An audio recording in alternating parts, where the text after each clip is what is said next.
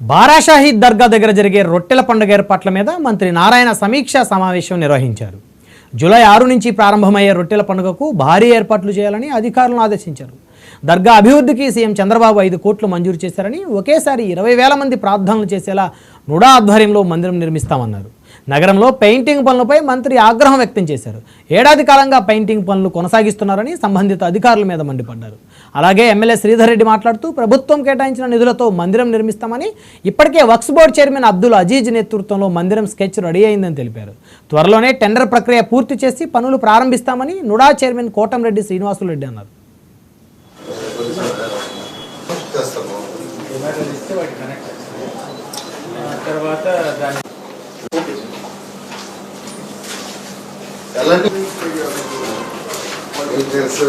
నెల్లూరులో బారాషాహి దర్గా గురించి తెలియదు. ఇది 400 సంవత్సరాలకు పైగా చరిత్ర కలిగిన దర్గా. ఇక్కడ ప్రతి సంవత్సరం రొట్టెల పండుగ జరుగుతుంది. 2014-19 మంత్రిగా ఉన్నప్పుడు ఆ రోజు అజీజ్ గారు మేయర్. అక్కడ ఎంతో డెవలప్ చేసాం. రోడ్లు కావచ్చు, అక్కడ ఘాటు కావచ్చు, తర్వాత టెంపుల్ అక్కడ యొక్క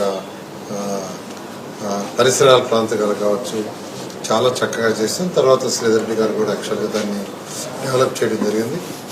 అయితే గత రొట్టెల పండుగ అప్పుడు ముఖ్యమంత్రి గారు వీడియో కాన్ఫరెన్స్లో దానికి ఒక 5 crores శాంక్షన్ చేస్తూ ఉన్నారు.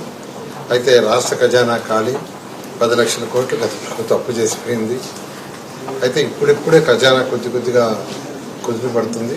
ఈ నేపథ్యంలో దాన్ని నుడా ద్వారా యాక్చువల్గా ఆ యొక్క డెవలప్మెంట్ చేసేసరిగా నిన్న అధికారంగా ఆర్డర్స్ చేసాం వీసీ గారికి.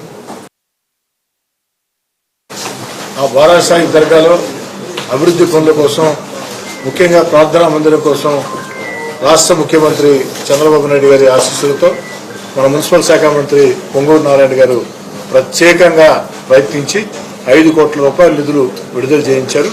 5 కోట్ల రూపాయలతో అతి త్వరలోనే నుడా ఆధ్వర్యంలో దీనికి సంబంధించినటువంటి ప్రార్థనా మందిరం అంతా కూడా సిద్ధమవుతుంది.